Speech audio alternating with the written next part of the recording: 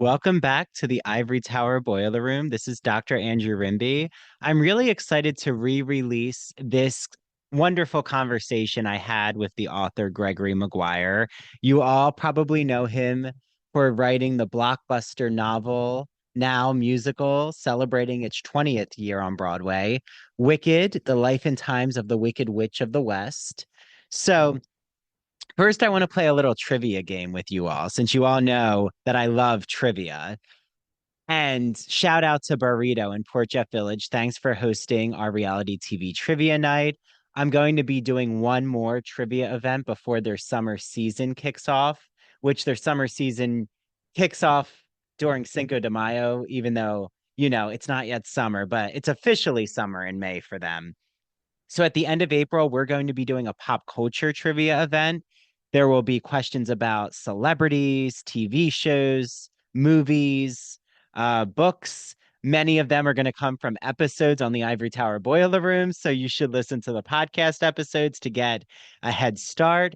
And the trivia question I have for you all, and the winner of this question will receive a free copy of Wicked by Gregory Maguire. Your choice if you want the audiobook or a physical book sent to you or a digital ebook sent to you. I'll do any of them from my Amazon account. Here's your question. There is a major difference between the Wicked ending of the novel and the Wicked musical ending. What is one of the major differences in the ending between the novel and the musical? The first person who DMs me at Ivory Tower Boiler Room on Instagram wins a free copy of Wicked. Okay, there's your incentive there. I'm so excited because when I had Gregory Maguire on, I had taken my students to see Wicked. This was March of 2020. No, sorry, March of 2022. Um, and I was going to say 2020 was the pandemic. Okay. No, not during lockdown. I didn't take them to see Wicked in an underground performance. Um, so March of 2022, I took my students to see Wicked.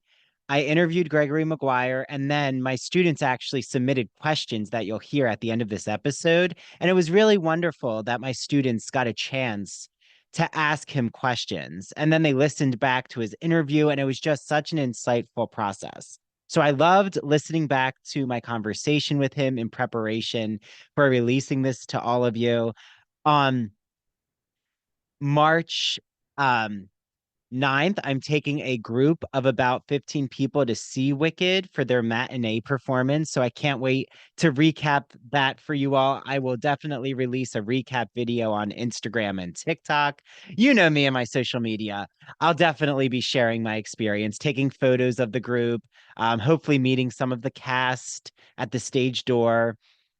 And then on April 7th at 4 p.m., I have the Wicked Book Club. So it's a virtual book club. We just discussed Leah Remini's Troublemaker. We're discussing Wicked by Gregory Maguire. The person who wins that trivia question also, you get to come to the book club for free too. So it's on Zoom. It's at 4 p.m. April 7th, 4 p.m. Can't wait to see you all. There's going to be a nice group of book club attendees because a lot from the musical event are going to be coming to the book club.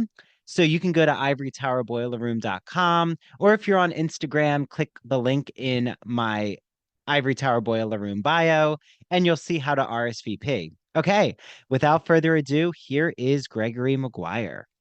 I am joined by the one and the only Mr. Gregory Maguire, the great and powerful. Hello, Gregory. This is such a treat. Hi, Andrew. It's really, really nice to meet you through this strange and quixotic mechanism we call Zoom, and to see evidence of the landscape of my mind decorating the landscape of your room there. Yes. Well, I should begin with my first time experiencing your novel. I have the original copy, is when your novel Wicked, right? The Life and Times of the Wicked Witch of the West, almost 30 years old, but 1995, right, is when it came out. Exactly. Yep. That I was about to see the musical. So my mother took me to the local Barnes and Noble in South Jersey, and there was the whole display of the cast album and then the musical tie-in edition. I was in fifth grade and I devoured your book, and my students can't believe that I read your novel in fifth Oh, grade. yes, I'm a little shocked myself. If your mother had written to me and said, "Is this appropriate for a fifth grade boy?" I would have said, "Absolutely not. Preserve his innocence." Well, I But learned a lot, but and we'll get into all the different layers. I mean, teaching it now and looking back, there's so much psychological layers that I, right. was not latching onto. But first, I didn't know you have a PhD in literature. Is that correct? That's right. I got my PhD in 1990, a couple of years before I began writing Wicked. I did not take the PhD in order to become a better writer. Hmm. In fact, while it certainly has some benefits, that isn't necessarily the way that one would choose to go. I took the PhD, I enrolled in it because at the time I had a tenure track position teaching in a college, and it was required in order for me to be eligible for tenure, Hmm. which at the time I thought I wanted. I then didn't want it. I left the college, but I had already done half the degree anyway, so I kept on with it. Yeah. Were you teaching mostly fantasy or? I was teaching a great deal of fantasy. I was an assistant professor at the Center for the Study of Children's Literature at Simmons College, which is where I had incidentally gotten my own master's degree. I got my master's degree, I graduated, and I was hired, half a year later to be on the faculty, and also to be on the kind of office side of things as well, institutional management side. Hmm. So and I liked doing that, and I was very riven with curiosity about children's books my whole life from childhood on. But it all came together when, in the early '90s, I decided my intellectual ambitions and my love of the way that children's stories deal with the complex world could get married and could provide the fertile breeding ground for something like Wicked. Hmm. Wow. Yeah. So when does I want to say your first rendezvous with the Wicked Witch of the West begin? I mean, do you remember your first time seeing The Wizard of Oz or when it entered? I don't remember precisely the first time, but I do remember the circumstances, which will be familiar to anybody uh, who might be watching this, who is in my generational bandwidth, as it were. Um, my parents, I should say, were very strict people, and they did not admire the blandishments of television, such as was coming over the airwaves in the late 50s and early 60s when I was a kid and stumbling into the living room to see what people were doing. They therefore limited our TV access strictly. But one of the ways in which they occasionally relented was to let the family watch the Wizard of Oz when it was annually rebroadcast every year. It's hard for contemporary young people really to put themselves back into the mindset of what it is not to have instant access to everything all the time. Uh, Yeah. the annual airing of The Wizard of Oz wasn't available in video because there were no videos. Nobody had a VCR. Nobody had streaming. Nobody had phones or computers. All we had was that piece of furniture with the wooden sides and the glass front that was called a TV in the middle of everybody's living room in America. And so we were enthralled and beholden to the scheduling of the three main networks. One of them, I think it was CBS, but I'm not really sure, would air The Wizard of Oz every year, and my parents let us watch it. So your question, Andrew, was, do you remember the first experience of it? I don't remember the first experience of it, which means I probably was allowed to watch it young and maybe younger than I was really ready for it. Mm. But I do remember the experience of knowing it was part of the calendar of thrills that were provided in childhood. we had Easter, we had Halloween, we had the 4th of July, we had the Wizard of Oz. It was almost liturgical, and one could look forward to it, anticipate it, look back upon it, and know that it would come again next year, just like one's birthday or like Christmas Eve. Yeah. And was it soon after this? It kind of reminds me how The Sound of Music now appears every year. And I think The Wizard of Oz still is played during Easter time, if I It wouldn't remember. surprise me. It wouldn't surprise me if it was. Every now and then I get emails from excited friends who say, "Oh, The Wizard of Oz is on tomorrow." And it's like, well, Oh, actually it doesn't do anything for me anymore oh, that's so sweet though. in the way that it did when I was a kid. But I still like the fact that young people are having exposure to it. It probably looks kind of shabby compared to CGI effects that the newer generation, the younger generations, plural, are used to. And even I admit, as a kid, I knew that Bert Lahr was a man in lion pajamas. I knew he wasn't a real lion. I knew the scarecrow wasn't a real scarecrow. It was a man dressed up like a scarecrow. But the witch seemed like a real witch to me. It's funny, there's a distinction between the cardboard and costuming of a certain kind of vaudeville approach to entertainment and the deep and malign, what I thought of was kind of reality of the personification of evil in the witch. She seemed in some ways the most genuine of all the people in Oz, more genuine than the wizard or Glinda or the people in costumes. She was the real deal, and she anchored the film for me, both dramatically and, I suppose, looking back on it, morally. Yeah, I will always remember. I grew up right near a town called Pittman that has this vaudeville theater from the 1930s and started by playing movies. And when I was young, they were doing The Wizard of Oz, and it was when one of the surviving Munchkin actors came and spoke after. And I will always remember how kind they loved Margaret Hamilton. Like, Margaret Hamilton was apparently one of the nicest. And I will always remember when she surprises Judy Garland. This is on YouTube. And Judy says, "Can you do the cackle?" And like Margaret Hamilton does it for her. And yeah, I think, yeah, no, you should. Yeah, I heard Judy Garland and Margaret Hamilton were like the life force for that set. But well, and I don't know a lot about the Glinda actress. I think her name, Billy Burke. Billy Burke was her name. Yeah, I heard she had a certain tone.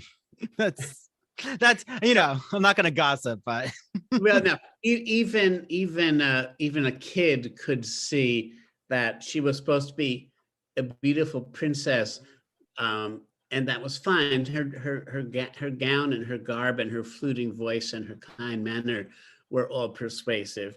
But she'd been around the block a couple of times. She didn't, she looked more like a queen than a princess. I mean, a princess implies somebody who's young, and even a 6-year-old could see, she wasn't exactly young. She was something else. Yeah, and there's a certain manipulation. Like, you can tell the way she plays Glinda. There's a fear. Like, why is she plotting these things with Dorothy and, leading her to this path? Yes. I mean, very often the question arises where, when did the story of Wicked as its own story get seeded, in my mind? And it had to have been early on, because there were two things about the movie that arrested me as a child. And I don't mean the first or second or third viewings, but by the time I was in third or fourth grade and seeing it for the sixth or seventh time, I began to be more aware of my own reactions. Like, we would talk, what scenes are you looking forward to? What scenes do you hate? What scenes are boring? We had nothing else to talk about, so we talked about that. And I found myself really aware that the wizard was a creep. He was, and he didn't. I mean, Dorothy does lash out at him a little bit and call him a bad man in one line. And he says, he deflects that and says, I'm not a bad man, I'm just a bad wizard. And she says, oh, okay. And it's like there's no consequences to his having put all four of them in mortal danger for his own needs. It's like, I grew up in the shadow of Vietnam, and all through my childhood, I thought I might be drafted and sent to war. And to me, that's what he did with them. He drafted them and he sent them out to vanquish his enemy, and he wouldn't come out of the castle or even show his face because he was so timid and so manipulative. And I never found him cozy or endearing. And while I didn't take against him and want to throw, rotten fruit at the TV, I always thought Dorothy was better off without him, and she was good to get out of there. And to a lesser extent, when Glinda says at the end, you've had the power all along in those shoes, that to a lesser extent, I thought, well, why? Really? And you also allowed this child to get into mortal danger, for what? What do you get out of this? And the whole thing, I think I was very sensitive to issues of right and wrong, and issues of victimization, and issues of castigation, even without having any words for it. So one of the things that I loved Dorothy, of course, and I cared about what happened to her. I liked her three friends pretty well. But also, I look back at it and I think the one thing you have to admit about the witch, however scary she was, and I used to have nightmares about her, she never said anything she didn't mean, unlike all the other adults in the story. And so on a certain deep tissue kind of way, at least I admired her genuineness. That's really where the story began. I wouldn't have been able to put it that way until I was in my late teens, but I think subconsciously that was part of where the story began for me. Yeah. Did you find a lot of layers of the witch in L. Frank Baum's You series? know, I did not, but that was a great boon to me, because if he had gone into her psychology or into her backstory very much, I would have felt compelled to honor the rubrics and to work within the foundational outline that he had set. But he was not interested really in creating a deep tissue history of Oz, or a deep tissue consistency in even the makeup of Oz. He too was more pasteboard and vaudeville. He was closer to Edward Lear and Lewis Carroll in the inconsequence of what happens and who people are than he was in amusing the child reader on this page and the next page and the next page. That was sad to me, because once I found the Narnia books, I wanted to go back and I wanted Oz to be as deep and consistent and intentional as Narnia, and later on as Middle-earth, although I was never the big Middle-earth fan that so many people are. But that was not what Baum was providing. So my appetite for that kind of consistency and coherence actually was another motivating factor to my writing Wicked, because I wanted to take what was on the table and make a design out of it that would make sense and wouldn't contradict very much. I changed some things, but in the end, I wanted readers to come away thinking this is a more coherent place. With all its complications and all its contradictions, it's more coherent now than it was in 1939 or even in 1900. Yeah. Well, something that shines through, especially in all of your work, but, holding up Wicked, is the political allegories and how you respond to social unrest. And I mean, we're recording this right now. There's a lot of social unrest, and yes, really sending our hearts out with what's happening in the Ukraine. And I think, though, like you've mentioned the Vietnam War, but the Wizard of Oz was always an L. Frank Baum too. We have, the World Wars, we have the Great Depression with the Right. film. And even right before you probably start writing Wicked, and maybe you were already writing it in the 80s, but there was that film. Do you remember Return to Oz?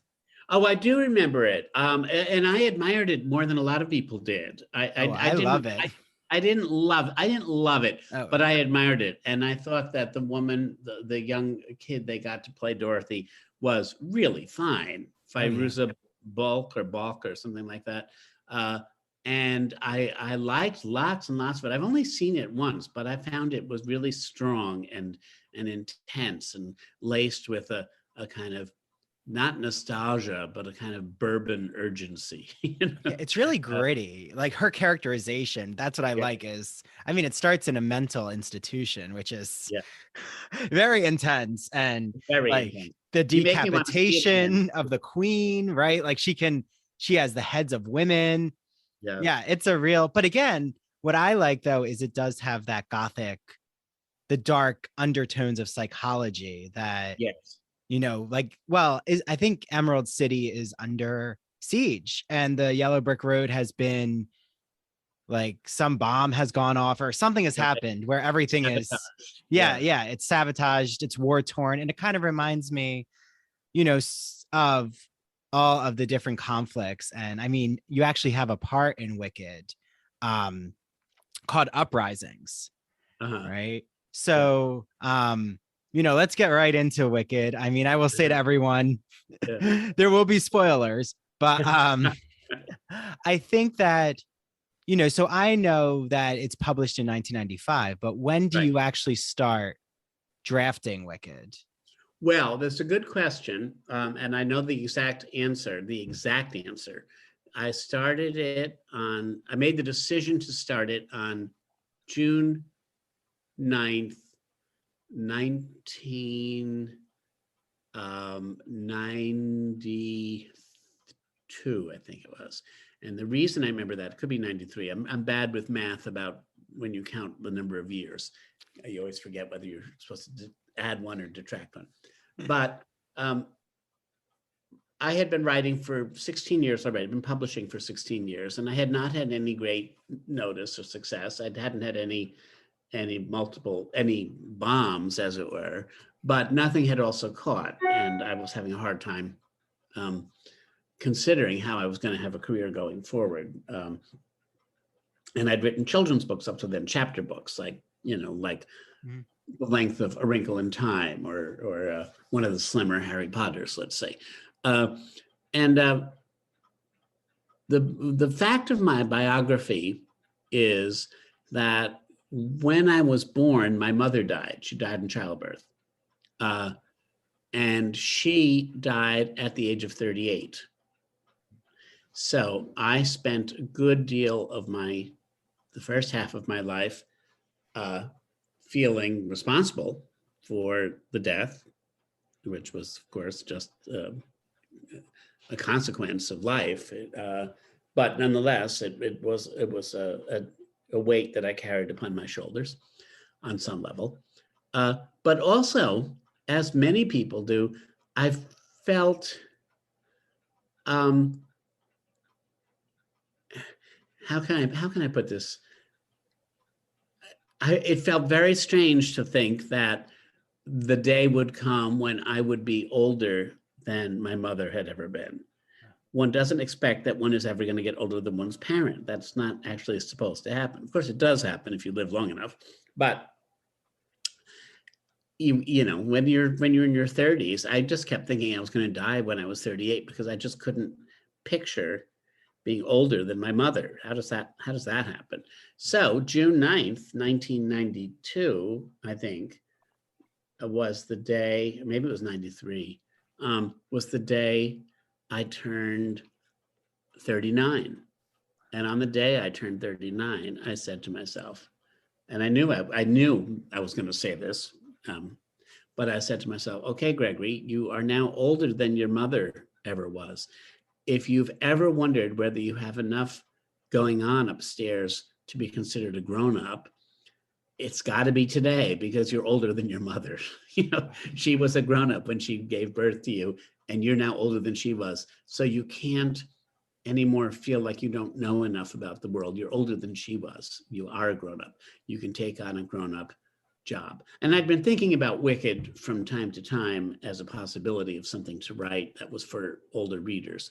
But I didn't really have the courage or strength to begin it until I turned 39. And that's when I began. But whether it was 92 or 93, I think maybe it was 92. And that sounds about right.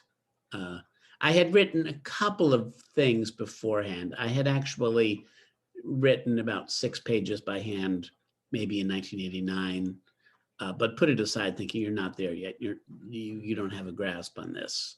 Wait till you're ready. And when I turned 39, I got ready. And then I wrote it in about 5 months, not 5 contiguous months, but over the course of the next 10 months, I spent 5 months writing and 5 months thinking. And by the end of the 10-month period, I had finished it. Wow. Well, first, that's extremely heartwarming. And, I'm like tearing up because that's so powerful. And especially like what happens with Alphaba's mother.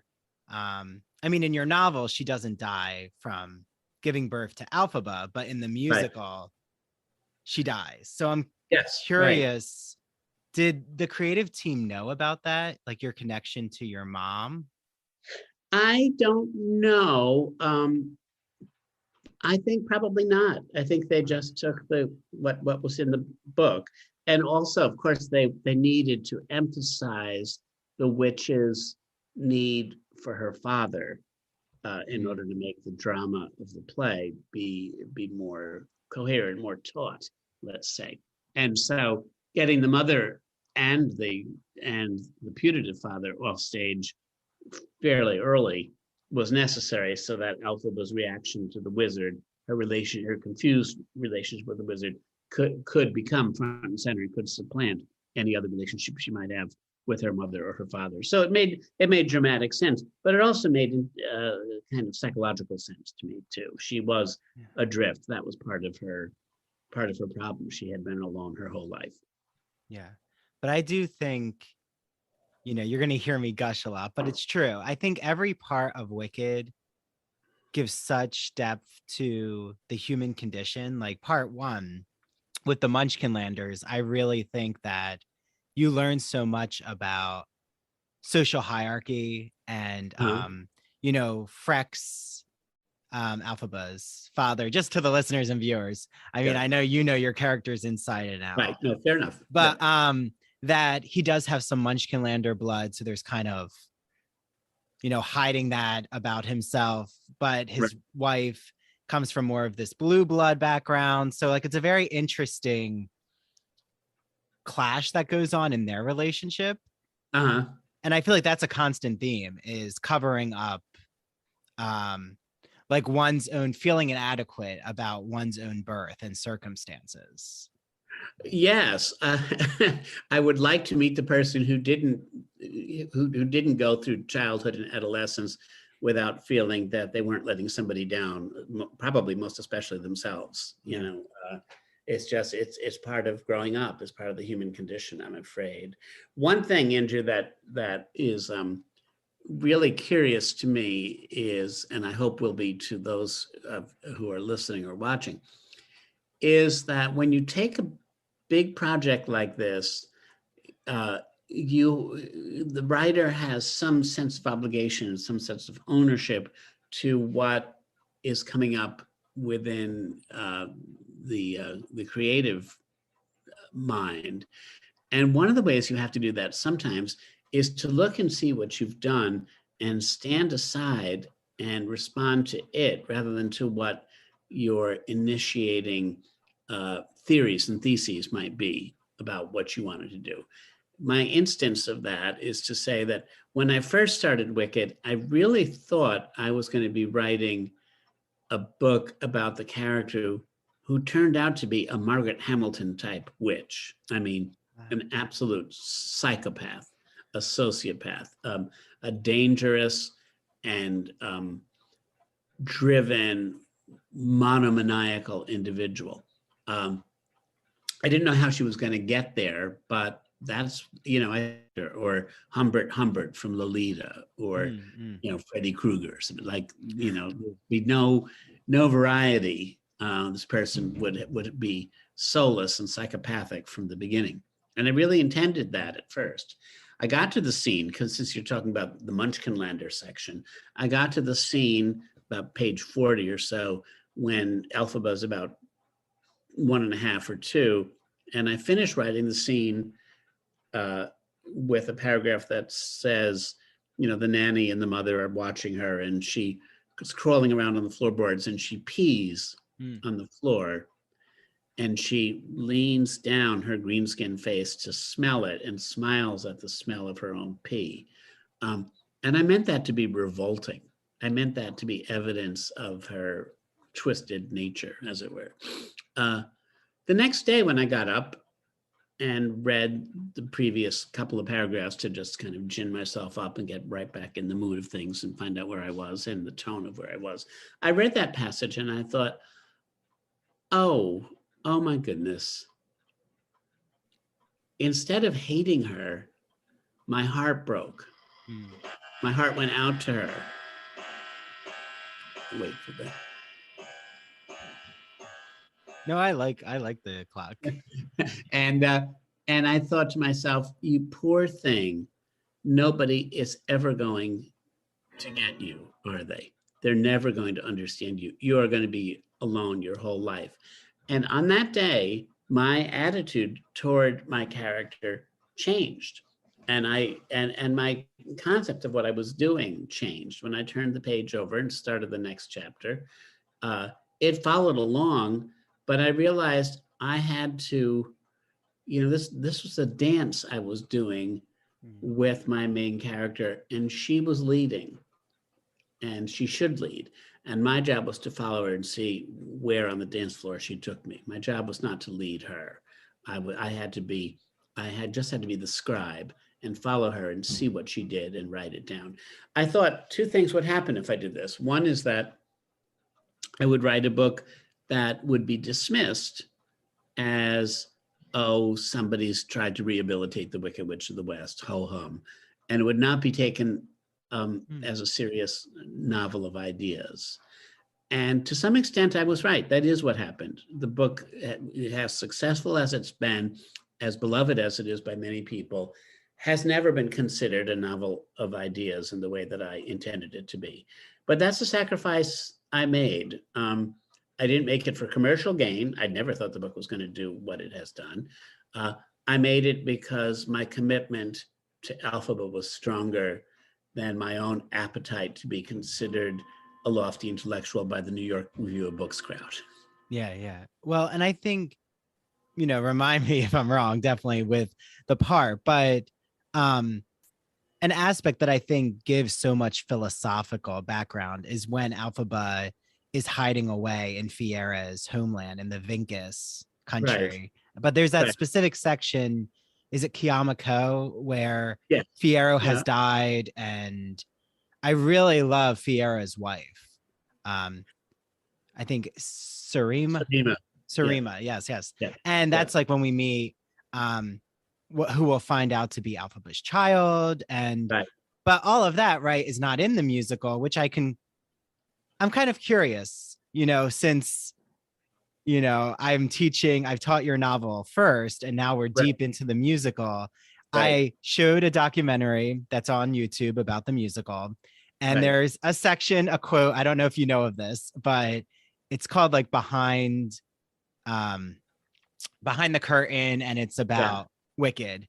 And there's this beautiful photo of you on opening night with Stephen Schwartz. And there's a quote where you say, when you first saw Wicked performed, I guess it was San Francisco in its tryout, you were concerned. And then you eventually made peace with it. So what did that quote mean? Hi, this is Dr. Andrew Rimby, and I'm really excited to talk to you all about one of our ITBR sponsors, Broadview Press. Broadview Press is an independent academic publisher in the humanities that produces high-quality, pedagogically useful books for use in university and college classrooms. They publish mainly in English studies, writing, philosophy, and history. They are always publishing with an eye towards diversity, building a strong list of titles from women, people of color, and authors from other marginalized groups. If you haven't heard my Broadview Press interviews, you need to. Recently, I just had on Dr. Shannon Day, who talked about her book, Beyond the Binary, Thinking About Sex and Gender. And in the summer, I had on Dr. Jason Holt, who gave us all a comprehensive history of what it means to be a philosopher who studies sporting culture. And of course, we went back to ancient Greek literature, mythology, history to look at the roots of athleticism. And last year, I had on Dr. Jeffrey Andrew Weinstock, who's actually going to be coming on the podcast soon to give his thoughts on the new Fall of the House of Usher Netflix series. He talked all about pop culture for beginners. So you might ask, well, how can I get my hands on Broadview Press's books? Well, make sure that you go to their website, broadviewpress.org, use the code Ivory Tower for 20% off all of their books, all Broadview Press books. And while you're at it, make sure you follow them on Instagram at Broadview Press. Enjoy your reading, everyone. Are you a fan of LGBTQ plus books, plays, movies, TV shows? Well, then I have the magazine for you. It's called The Gay and Lesbian Review. The GNLR is a bi-monthly magazine of history, culture, and politics that publishes essays in a wide range of disciplines, as well as a slew of reviews of books, plays, and movies. Each issue brings you consistently intelligent, lively, thought-provoking articles focused on a unifying theme, and it brings together the leading minds on the topic. So I just had on Dr. Richard Schneider Jr., the founder and editor-in-chief of the GNLR, for the GNLR's 30th anniversary. Happy birthday, GNLR. Dr. Richard Schneider talked about their special volume called Outer Appearances, More Faces from the Annals of the GNLR, illustrations by Charles Heffling. They cover current LGBTQ artists such as Harvey Fierstein, Melissa Etheridge, Alan Cumming, James Whiteside, Alison Bechdel, and even David Sedaris, and of course, many others like Stephen Sondheim. There's even a supplemental issue that comes with your commemorative volume. And Andrew Holleran, the writer of Dancer from the Dance, he reviews a book called Morris about E.M. Forster's Morris, written by one of our ITBR guests, David Grevin. So we can't wait for you all to experience this beautiful 30th anniversary GNLR issue. Have you heard some of my GNLR interviews, including Dr. Andrew Lear's discussion about male-male love in ancient Greek society and Ignacio Darnad opening and blasting the closet door in the queer male art world? Well, definitely make sure you listen to them after this episode. And the GNLR is offering an exclusive discount because of their sponsorship with us. So head to glreview.org. Make sure you subscribe to their magazine. You'll see there's a section that says subscribe at the top. Enter the promo code ITBR50. That's ITBR50 to receive 50% off. 50% off any print or digital subscription. Enjoy your reading. Well, I haven't seen that quote. Whatever I said, I'm sure I meant. But when I first heard the read through of the play, which was like a staged reading just around a table, like reading a TV script where the actors are taking the parts. Only in this case, it was a sing through.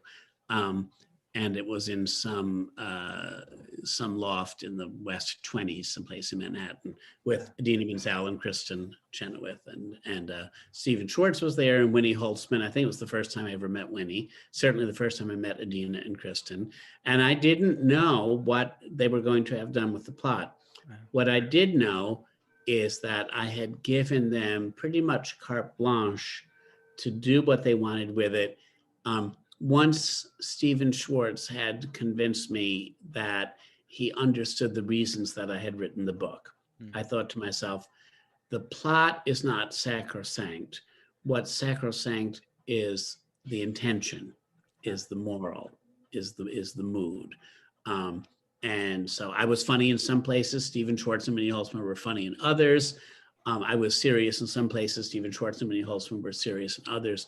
When I first saw the plot and saw that Elphaba was going to pop out of the trapdoor at the end of the play, I thought, oh my gosh, I've sat here for 2 hours and 18 minutes investing in this character, and now they've tricked me. They've pulled the rug out from under me. And I initially thought it was a cop-out, and it was cheapening. And it turned the novel from a tragedy. It turned the story from a tragedy into a drama with a bittersweet ending. And at first I thought that was a mistake. But what I came to realize, and I should say, the very first performance to a paying public, which was the first preview in San Francisco, there were boos when Elphaba popped out of the stage. There were not everybody in the audience was happy and relieved. I'm sure there were some clappings, but I think a lot of people felt, wait a minute, this is a betrayal of what we know, and have you been spending this whole evening tricking us? And that's pretty cheap. And that's sort of how I felt. It wasn't the only thing that I felt, but it was one of the ways that I felt when I heard about what was going to happen. But as I saw it, the first week that it played in San Francisco, I saw it 4 or 5 times. And I did that partly thinking, if this never makes it to Broadway, I want to be able to picture it in my head for the rest of my life. So I went multiple times.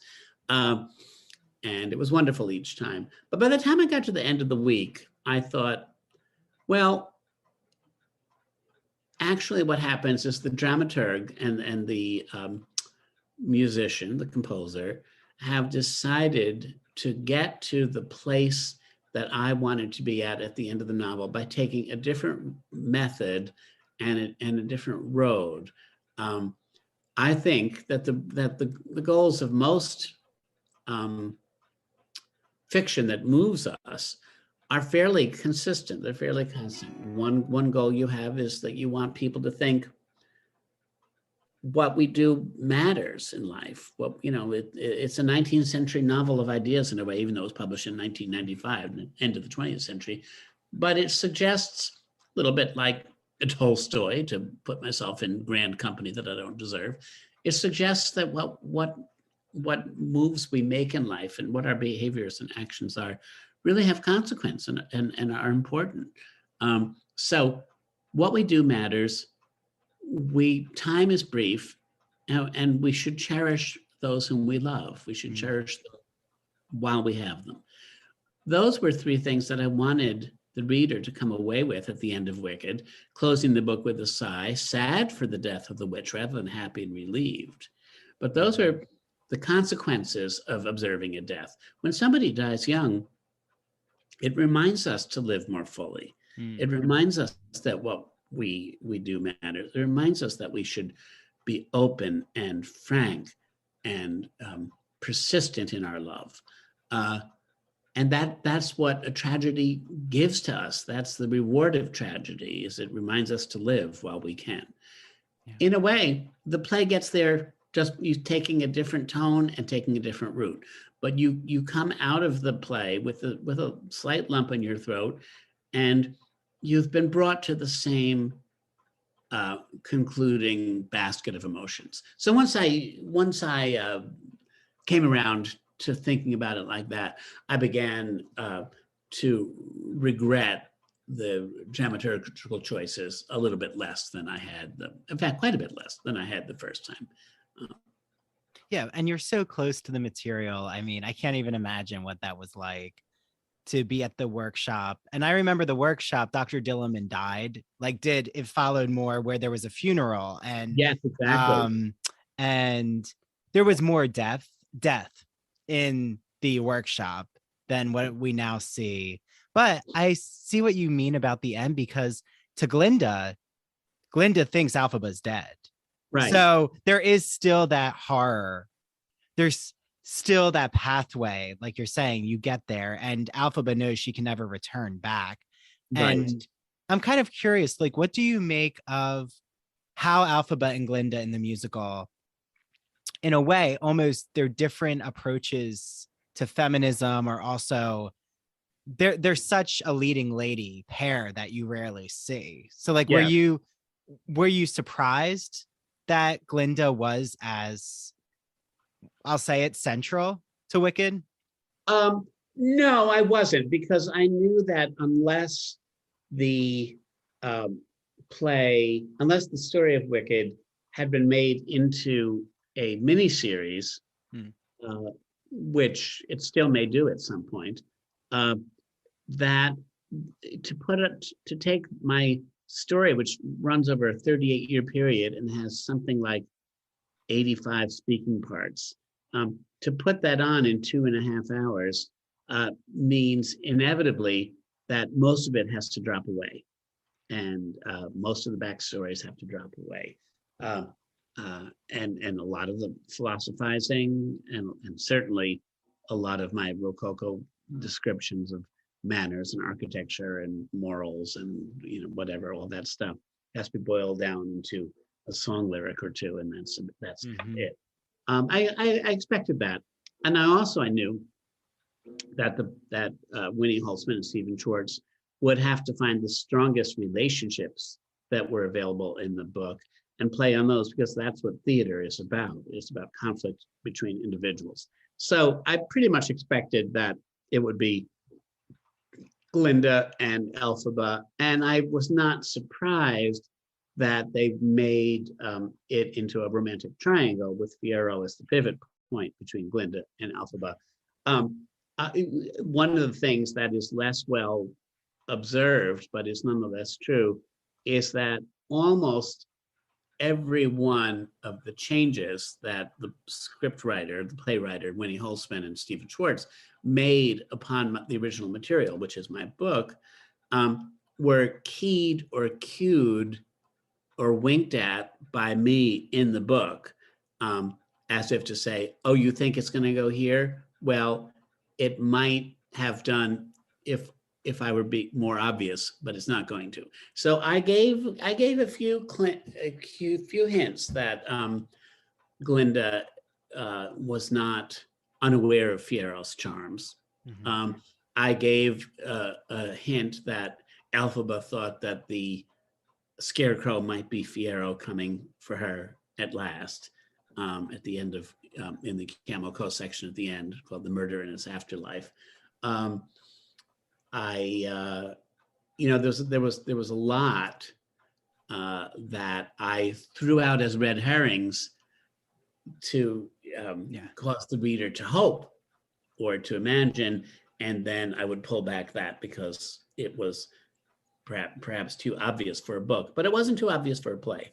And the play, as I say, got to where it was going using different tools and methods. Yeah, well, and even though you said there is that sadness, I mean, there is kind of a vampiric Elphaba death. I mean, Yeah. Well, and my students really enjoyed analyzing the burning at the stake kind of witch imagery you put there. Oh, yes, right. With her gown catching fire, and but we have all of your Wicked years. So right after you're done Wicked, you can read Son of a Witch, and make your way through. But something that fascinates me a lot is, really how throughout the novel, you really portray good versus evil. I mean, you've talked about like that is the philosophical vein. Yeah. And I was kind of curious. I tried to do this lesson with my students, and we found that we couldn't place any of the central characters on either purely good or purely evil, because like my students said, how are we basing good and evil ourselves? Right. And, is that character, is their intention, like Nessa Rose being the governor of Munchkinland? Right. Is she coming from a pious place in her mind? She wouldn't necessarily see her actions as evil, even though to us, they seem, oh, this is authoritarian oppression to the Munchkinlanders. Right. So, I mean, I am curious, though, which character do you sympathize with the most, which is tough, but Are you talking about the play or the book? in the book. In the book, well, I think that your analysis of the complexity of each of the characters is adroit and correct. Hmm. And I can sympathize and empathize with people while still thinking, you've got a few screw looses, honey. you know, a few screws loose, excuse me. The uh, the fact is that Elphaba is a very attractive character to me, but she is maniacal at times, and she loses her way repeatedly, Hmm. morally. She makes a lot of the same mistaken assumptions that cause people to become vigilantes and cause people to go out into the public marketplace and do harm. I don't admire that. I admire her ferocious passion for justice, but I don't necessarily admire her intellectual cool. Hmm. She's intellectually hot. She's not intellectually cool. And she therefore is in the grip of emotions that lead her, I think, to make poor choices repeatedly. Uh, if you were to change the question around a little bit, Andrew, and say, what is the moment in your depiction of the life of Elphaba that you most admire of her behavior? Hmm. It's the moment in which she is superficially the most cruel. And that's the moment in the last section where the soldiers down the slope from her castle have crucified a man and he's dying. And she goes under cover of darkness and kills him to take him out of his pain. And in some ways, I think that is her finest moment. She's finally used her passion and her power to do something totally selfless. And while she tried to kill Madame Horrible in the City of Emeralds section, she couldn't do it. That, she hated herself for it, for her weakness, for not being able to sacrifice a bunch of uppity schoolgirls, from fancy houses. She may have made the right choice, but she wasn't happy with her choice either, and it sort of sent her into another bit of a tailspin. Yeah. So I don't admire any of them fully, and I do recognize that everybody has reasons to make wrong decisions, and we all do make wrong decisions, like all the time. All the time we make wrong decisions, even with hearts as big as all outdoors. Mhm. We can't know enough always to make the right decisions. It's what we have to live with. It's the curse. Yeah. Well, and there's right, the character who can't get away from death is Nessa Rose in the musical because the house has to fall. Yes. And I do, for some reason, Nessa Rose, I do find one of the most intriguing of the characters you write. Uh-huh. Like just because of all of her, maybe it's because, she's disabled and she was converted really to believe in a certain religion by her father to like really fulfill, like trying to peel back the layers of what does she really, who is she at her own core, Right. is difficult. And I'm always intrigued by those characters. Yeah. And I agree with you. Yeah. I can tell you for sure. I have a younger sister who is a evangelical Christian. Mm. And she once said to me, "Did you base Nessa Rose on me?" Um, Oh, wow. and I said, "No, I did not. I did not, Annie." But I could see why she asked the question, Mm. because I have a certain skepticism toward people who are assured that they know something that nobody else knows, or are assured that they have the answer to unanswerable questions. I am comforted to think of them being comforted, but I don't want to hand them my car keys. That's true. That's true. Well, and I think she does have the psychological depth in her musical number, The Wicked Witch of the East. Yes. Yeah. When, the ruby slippers, again, different from your novel, right? She's Yeah. gifted them from her father in the novel. In the musical, Alphaba concocts them from the grimoire to have her walk, which I Right. think works really. It makes a Oh lot yeah. of sense. Yeah. My students said, "Oh yeah, that makes sense to get her, to transform her from being in the wheelchair and now walking, and Right. the Tin Man creation from Bach, like all of that, you know, fits together." But again, I think she has a lot of psychological depth. But I want to ask you again. I know all of those with the cast and creative team. This Yeah. is Gregory's opinion, but Yeah. which musical number do you really, I don't want to say hits the tone for you, but has a psychological depth that you think about a lot? Well, I, that's an easy one to answer, even though, I mean, most of them have at least two, almost every song has at least two moods in it. Um, but I mean, I love Glinda's opening number at the top of Act Mm-hmm. Two. It, Yes. I I couldn't am be happy. so glad you said thank goodness. That's my favorite. Yeah. Oh, That's my really? favorite number. I think Yeah. it's her largest character. Well, we just ended class saying, who do you think, which Alphaba Glinda stays with you longer after the musical? Yeah. And not that Alphaba doesn't stay with me from the musical, but I think Yeah. anyone who has a large character arc in a musical just stays with me because of their psychology. And I Yeah. think Glinda, it's thank goodness when she actually realizes the decision she's making to stay in power. Right. Right. And Yeah. she's not going to get everything she wants, and her life is Mhm. not going to be. She was fed that happy basket of biscuits that we all get in childhood, that things are going to be okay and things are not going to be okay. Um, My good friend Mandy Bangle is the owner of Mandy Made It, a craft company where she specializes in crochet and pre-cut handmade gifts.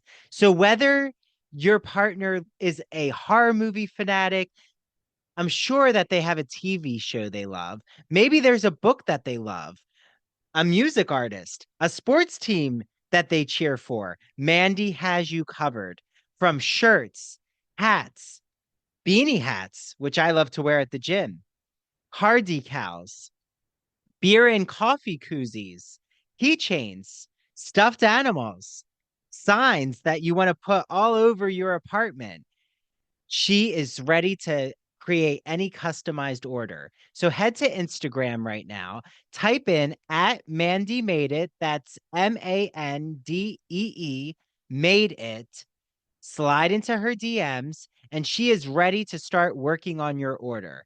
Just send her a few ideas. You could say, "Hey, my boyfriend really loves horror movies." Or, "Hey, my boyfriend really loves the Broadway musical, Wicked."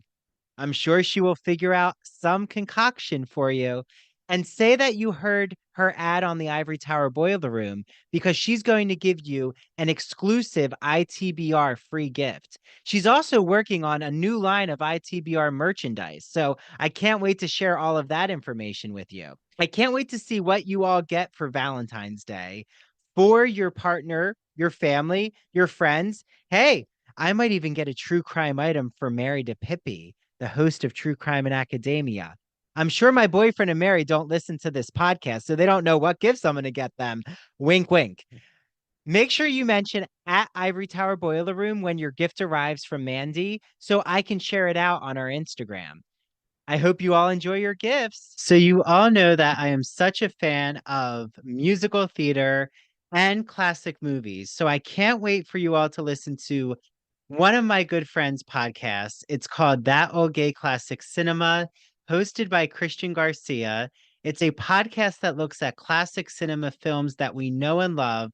And he was inspired by Turner Classic Movies and The Great Movie Ride. Remember that amazing ride where the Wicked Witch of the West rose up in a burst of flame in Disney? That was one of my favorite rides. I'm so sad it closed. So, while looking at classic films, Christian is so excited to look at it with a queer lens. And he brings on friends like myself to talk about all of these films. I was on the first episode when we discussed The Sound of Music. I've been on an episode of Alfred Hitchcock's Vertigo. He just released an episode about the Philadelphia story. He's done Meet Me in St. Louis, Sweet Charity, Psycho, Mary Poppins, Hello Dolly. He had on Down the Yellow Brick Road hosts and the Garland Gab hosts to talk about The Wizard of Oz. So make sure that you listen to That Old Gay Classic Cinema on Apple and Spotify and follow him on TikTok and Instagram at That Old Gay Classic Cinema. Okay, start watching the classic movies and make sure you listen to Christian's podcasts. So that's certainly one of them, but I probably would have wobbled between Thank Goodness and No Good Deed, which is probably, when I first saw the play, I thought that was one song that could come out. But as I've lived with the play for 18 years now, it's a highlight for me. I find it more powerful even than Defying Gravity. Defying Gravity is brave and chilling, but No Good Deed is adult. And Yeah. Well, I agree. Yeah, that's a very, again, I think that shows the rawness of Alphaba, right? Like, thank goodness is Glinda's rawness, and No Good yeah, Deed is Alphaba's. yeah. Um, No Good Deed is yeah. where to take the idea from Stephen Schwartz and Minnie Halsman. No Good Deed is where she finally gets to be Margaret Hamilton. Ah, That's where she's converted from being a schoolgirl to the person who was as capable of scaring the world as everybody said she already was. She mm, actually wasn't until that point, but at that point, she just embraces it and is as close to being a psychopath or a sociopath as she's going to get. She isn't really close there because even at that point, she does back down, yeah. but she's really losing it. I had I know our time is moving along. No, go When ahead. Wicked came out initially, I got a wonderful letter that I believe perhaps I didn't save, which was too bad, by a woman named something like Kay Redfield Jameson or Kay Redfield Jameson. Oh, And she's the author of a number of books on human psychology, including one called An Unquiet Mind. hmm. And it's about being bipolar.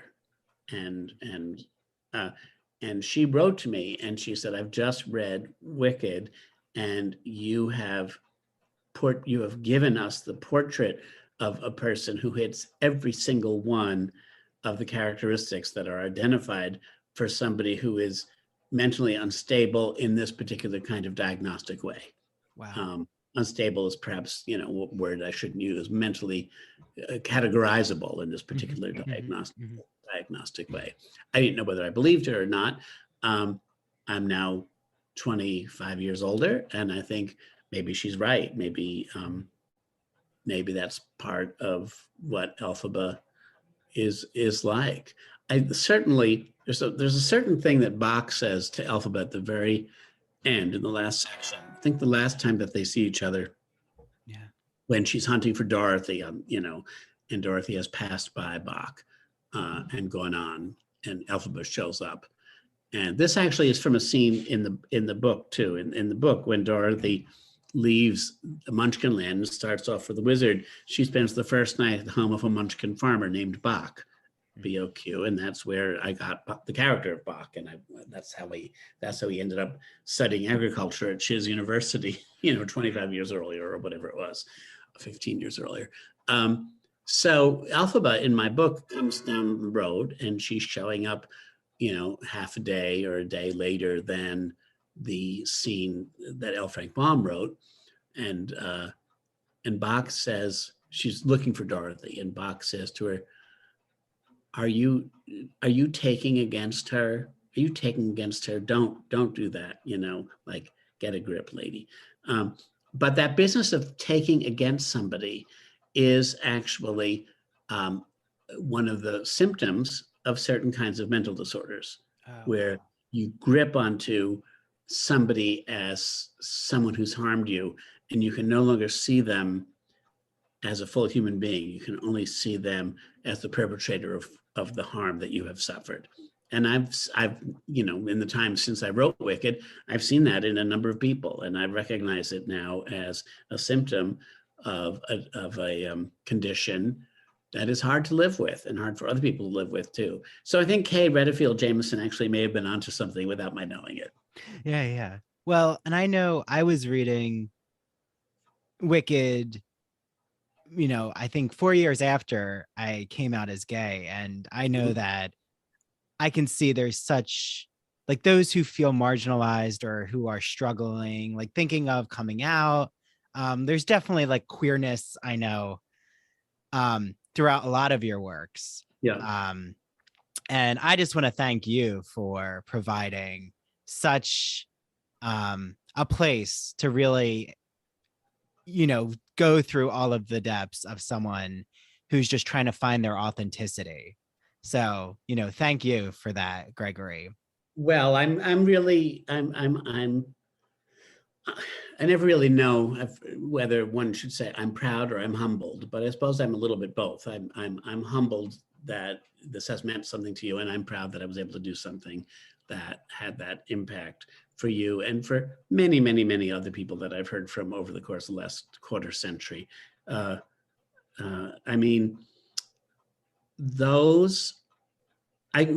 things. I think everybody feels marginalized. No one in the world feels that they're in the center of the world unless they're really deeply, deeply, deeply ill, like a few people we could name, but we won't. Yeah, you're talking about narcissistic personality. I am. Yeah, I got it.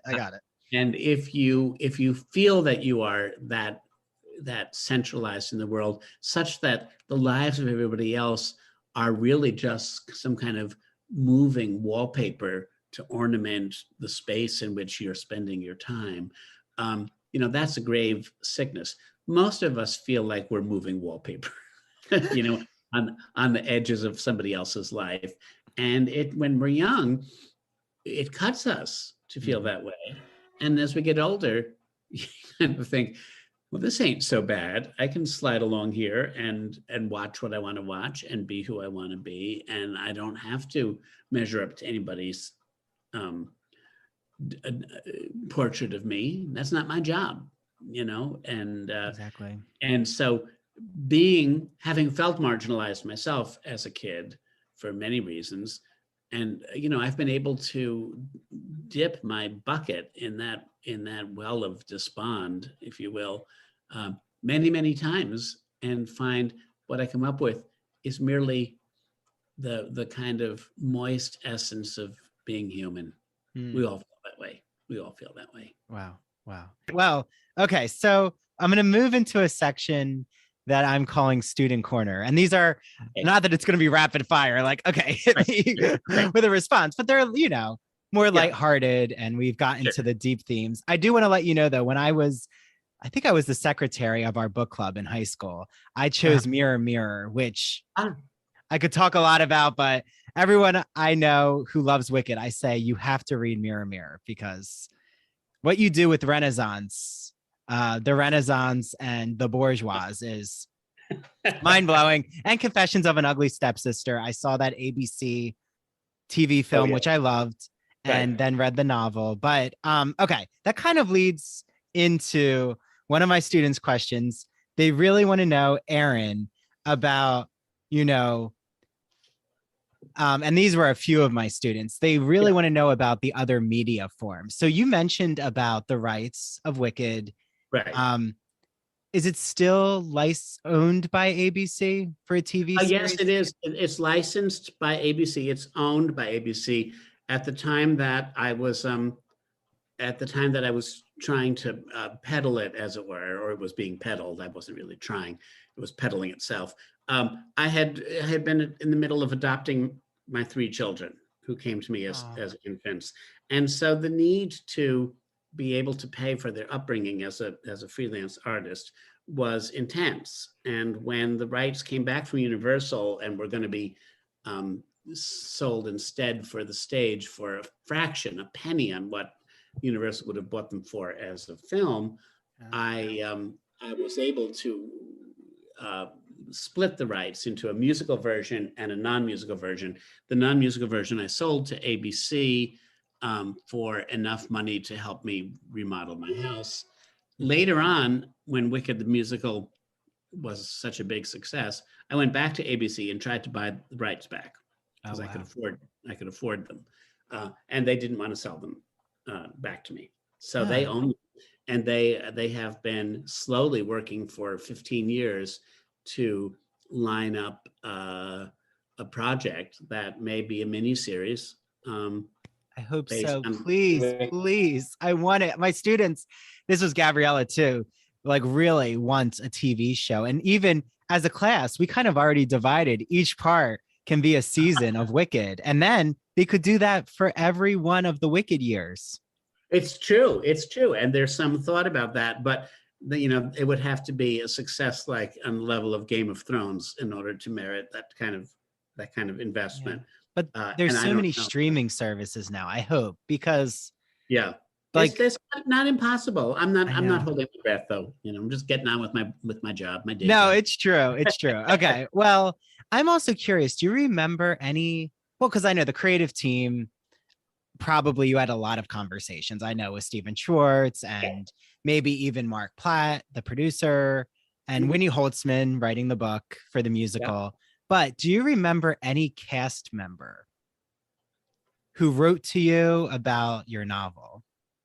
No, I haven't had any writing. I haven't had any letter from any cast member.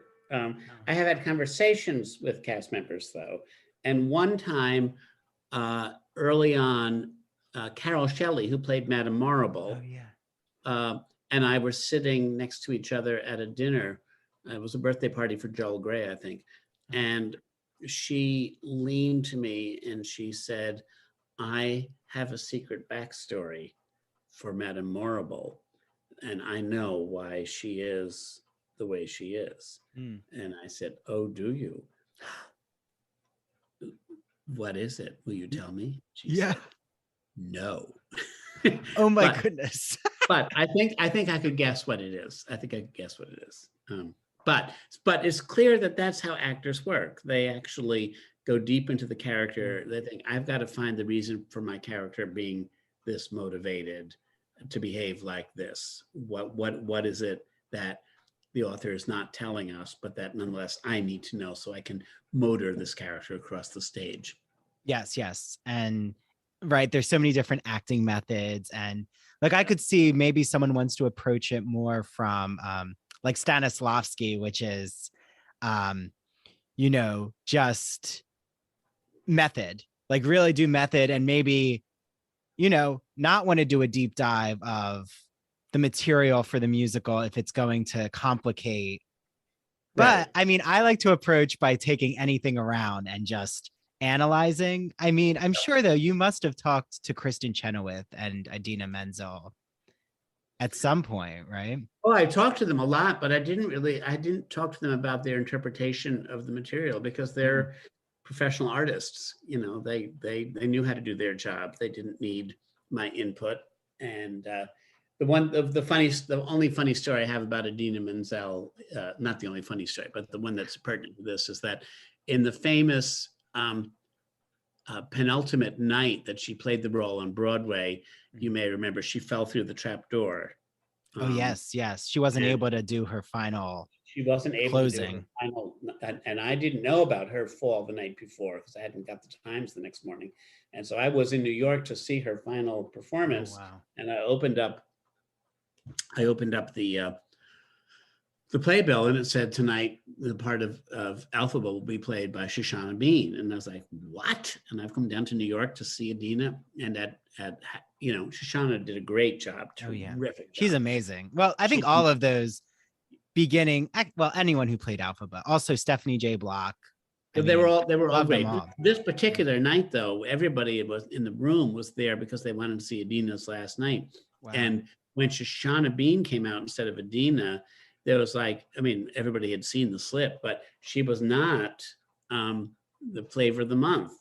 They were annoyed, and Shoshana used that kind of resistance to her to power her own performance that night. And by the time she got to Defying Gravity and she lifted up at the bottom of Act One, and she wasn't Idina Menzel, but she was saying basically F you to the, Mm-hmm. to the audience. Like, I don't care. The audience was just on its feet. They were just so with her. She had actually won them over the way the character of Elphaba moves through Act One. But at the end of that last night, Idina Menzel did come out on stage, as you may have read in the papers. And I think in a red tracksuit, if I remember. She was in a red tracksuit, and she had her neck in a collar, and she played the last 90 seconds or 2 minutes of the play. And then afterwards, there was an after party, and I went, and she was sitting in a booth like this, high on all kinds of meds. And she saw me, and she went. And I went over and sat down next to her, and I said, I don't want to touch you. I don't want to make you hurt anymore. And she said, you did this to me. And I said, what? She said, it's all your fault. And I said, what are you talking about, Idina? And she said, you always thought the witch should die. Oh, wow. Which was true. So she did know. know. That's funny though. She did know my reaction to the first readings of the play. Oh my goodness. Well, I am curious. You probably know as much as we do about the upcoming movie musical, but are you tied to the project at all? I am not. No, I just made a decision very, very, very early on that I did not want to be beholden to it. I wanted to be a godfather or a grandfather, not a father. Those are decisions I had it within my legal rights to make, and I made them in the interest of my own mental health and the interest of being able to pay attention to the needs of my children, which were more important to me and remain more important to me. So I'm starting to get a few little bits and pieces of gossip, which I am not at liberty to share. But generally speaking, I know things only about 20 minutes before the rest of the world, if I ever do even. So I didn't know about Ariana Grande being cast as Glinda or Cynthia Erivo being cast as Elphaba until the rest of the world knew about it. Yeah. I was actually a little surprised. I thought Ariana Grande might be Elphaba. It was an interesting conversion, but I'm thrilled about it. And they're powerhouses. I'm excited. I'm curious, but like I said, the movie musical can exist, but we need a TV series too. Yeah. I agree. There's a lot of Wicked left to go around. Exactly. Well, I think on that note, once this premieres, actually the week that this is premiering, I'll be with my students to see Wicked. So I can't wait to see the first Black Linda, Brittany. Johnson. Right. Brittany Johnson.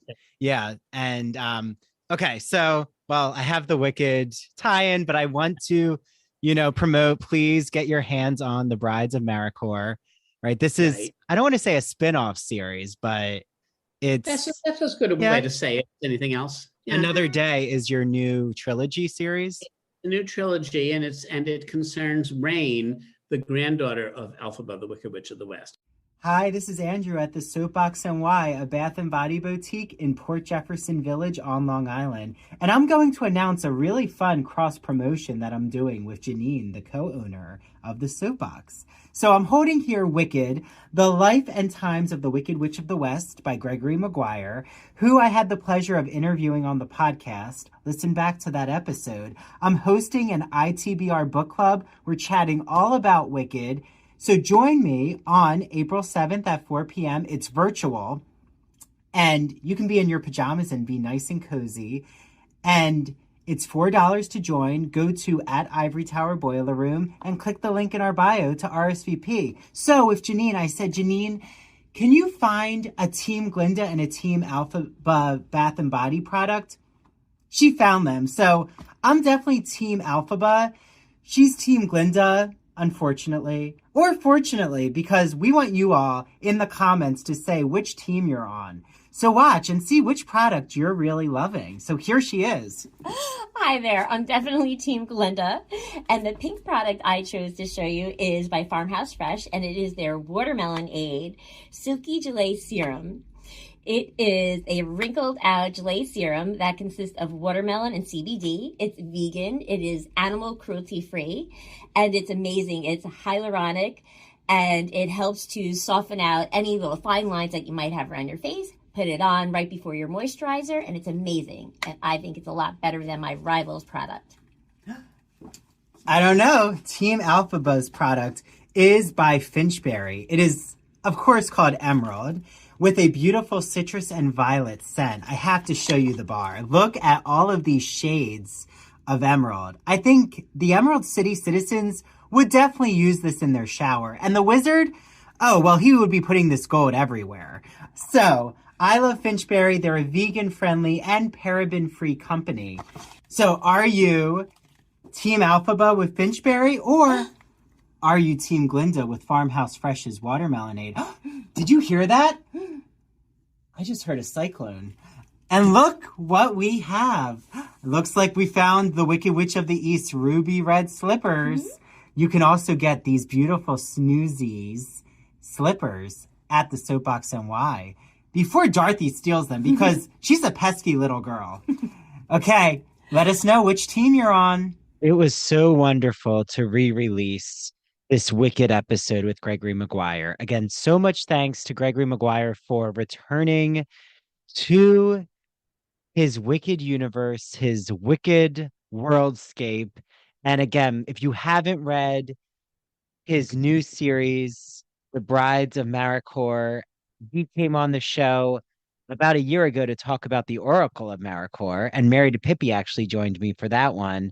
So I'm now looking at his full Wicked series is Wicked, Son of a Witch, A Lion Among Men, Out of Oz, and then he has his Brides of Maricourt series. So as you're listening to this, I'm probably now at the Gershwin Theater for the 2 p.m. performance on March 9th with a group of 14 people, and we're sitting in the front mezzanine enjoying Wicked. So if anyone else wants to join me for a Broadway outing, let me know. I'm planning on going to see either The Great Gatsby or The Wiz, and I can't wait to hear when Sunset Boulevard is coming, because I'm definitely going to Sunset Boulevard. And you know, Janine, the co-owner of the Soapbox, and Christian Garcia, they just had a Sunset Boulevard episode on That Old Gay Classic Cinema. We're all going to be attending, so please join the party. And again, April 7th, a virtual book club discussion of Gregory Maguire's Wicked is happening. Go to ivorytowerboilerroom.com to sign up. It's only $4 to join the book club. Remember that I will help you with social media consultation services. If you are a grad student, I can help you with thesis editing. I can help you with dissertation editing. I can help with college admission essays. So book me, email me, ivorytowerboilerroom@gmail.com. My Instagram is at Andrew David Rimby. And I love that I now have 3 consulting clients in the Long Island area. They include Crank Cycle, a spin studio in Setauket, the Soapbox NY, a Bath and Body boutique in Port Jefferson Village, and the Port Jeff Saw Cave, also in Port Jefferson Village. I think you can tell I have an affinity to the Port Jeff Village area. Okay, thank you so much all for listening, and see you all next time in the Ivory Tower Boiler Room.